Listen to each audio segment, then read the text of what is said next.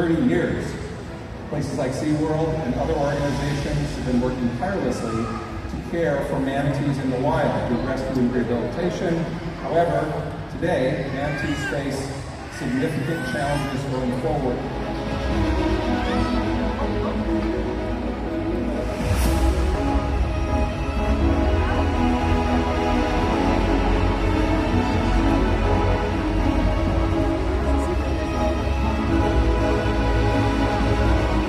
Coral reefs having about 25% of all oceans biodiversity means that we're really trying to protect something that is going to protect us, but also protect the ocean. Rescuing an entire ecosystem as opposed to an individual or certain species is really incredible for us to be able to do.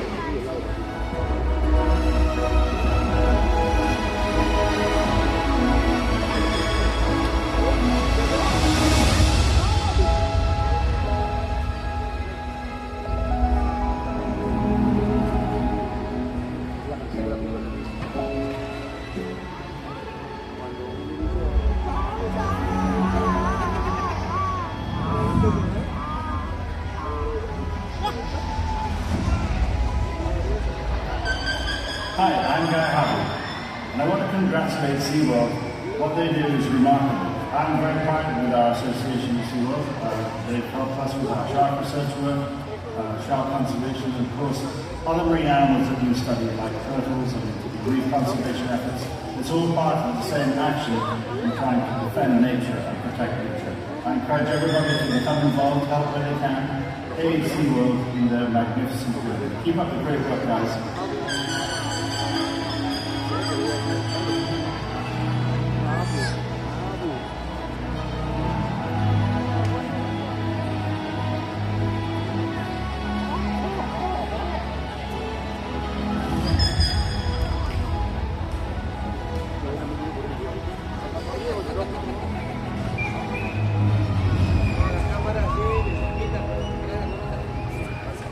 Hi everyone, my name is Carrie, and on behalf of our killer whale training team, I'd like to welcome you to Orca Stadium.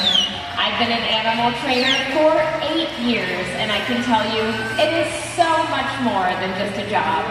It truly is a way of life. We all have dedicated our professional and personal lives to the care of these amazing animals. It is a huge responsibility, but ultimately a privilege to be able to care for, teach, learn from, and build strong relationships with these 5 killer whales.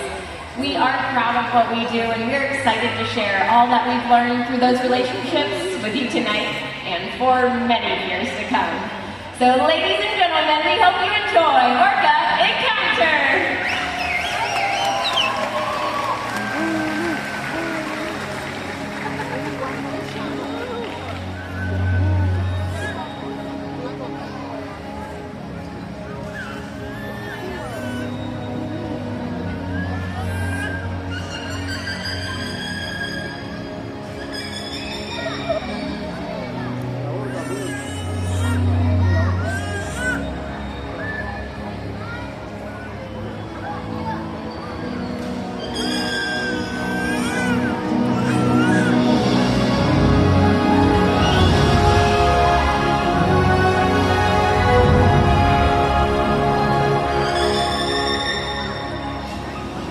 Our world has one interconnected ocean. A vast blue expanse critical to life on Earth. And there's no better animal to represent the ocean's beauty than the killer whale.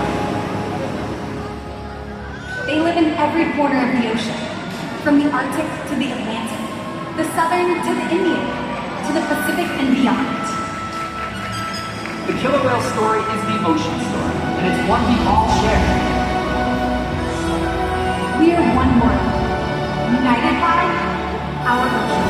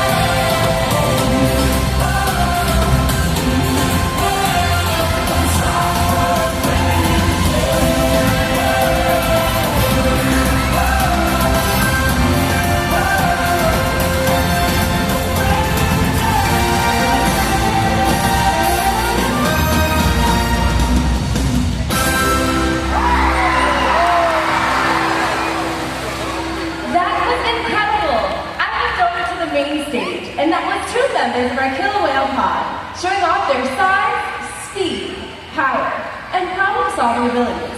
These behaviors keep our whales active and engaged. SeaWorld's killer whales have inspired generations to care about our natural world, and we're excited to share their stories with you tonight. Killer whales are the ocean's top predator. They use cooperation and communication, not just size and strength, to take their place at the top of the ocean's food web. At the bottom are small animals, like krill. At the top, the apex predator, the killer whale.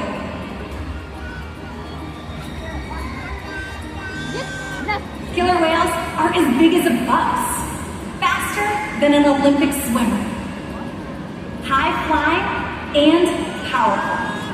We're going to see all of that tonight and more. These and other behaviors provide an environment full of enrichment. We spend days, weeks, months, years building relationships with our whales. This creates trust, and that allows us to do some amazing things. For example, when you visit the doctor, you present your arm to draw blood, or step on the scale to see how much you weigh. It's much the same with our whales. Throughout tonight's experience, you'll see our killer whales moving together in unison. These synchronized behaviors allow the whales to strengthen their social bond and problem solve as a group. This is just one of the reasons why they're known as the ocean's top predator. Their scientific name is Orchinus orca. Their common name is the killer whale. Each of our 5 whales have their own personal names. We have our 3 females, Takara, Sakari, and Kamea. And joining us right before you are our 2 males, Tuar and Kayuke. Kamea is the youngest whale of our pod at just 10 years old, and Takara is the oldest at 33 years old. Takara is the matriarch, which means she is the leader. These whales trust us and play an active role in their health and well-being. Through the use of positive reinforcement training techniques, we're able to teach the whales husbandry or healthcare behaviors. Joining us in the slide out are our trainers, Carrie and Jacob, to help demonstrate just a few of these behaviors.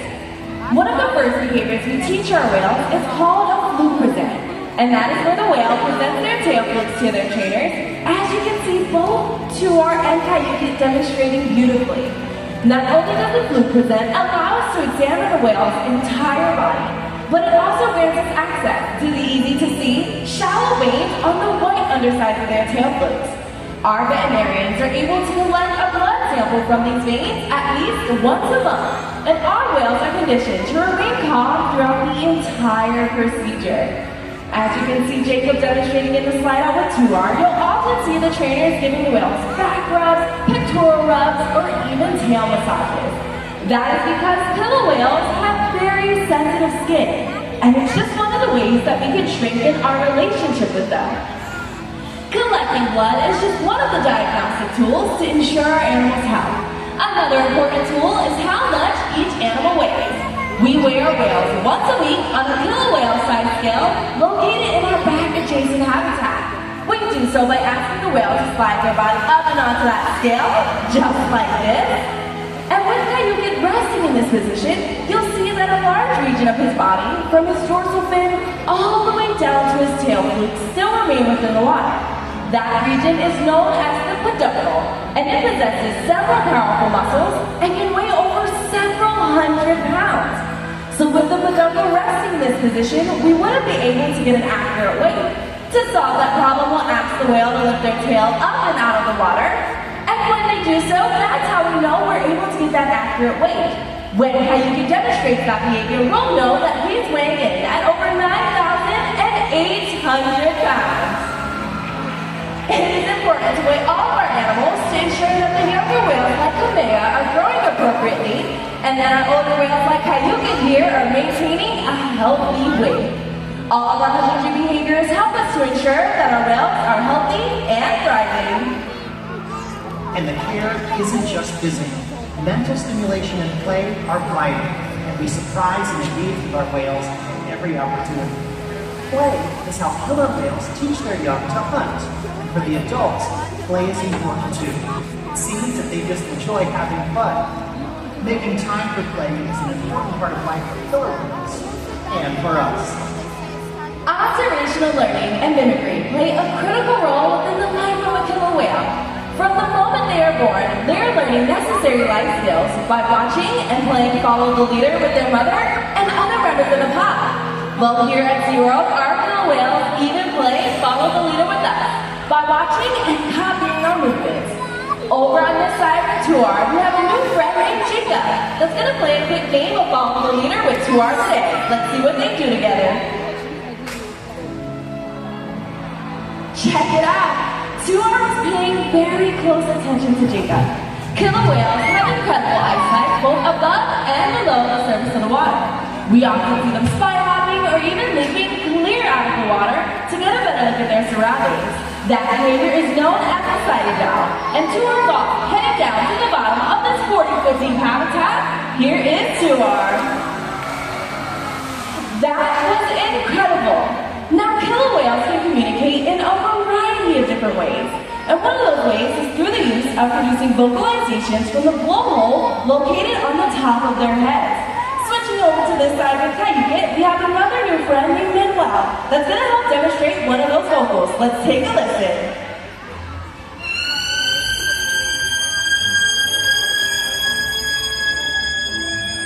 How cool was that? Now, did you know that scientists believe that when a killer whale leaps out of the water and crashes onto the surface, it's a way of communicating and letting their presence be known? Sound travels 4.5 times faster in water than when it does through air. So by leaping out of the water and slamming their body on the surface, it's a way of communicating and letting their presence be known.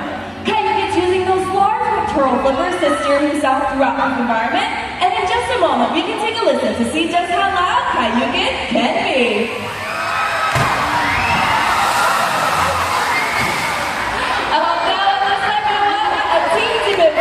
But for being such a great sport, we have a very special SeaWorld towel for him. How about the applause for our incredible volunteers today?